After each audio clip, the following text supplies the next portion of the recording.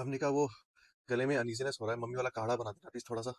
H3N2 flu is spreading across India, and even Ricky's feeling under the weather. So I turned to my mom's age-old remedy, a soothing kadha made with kalabansa, also known as porcupine flower.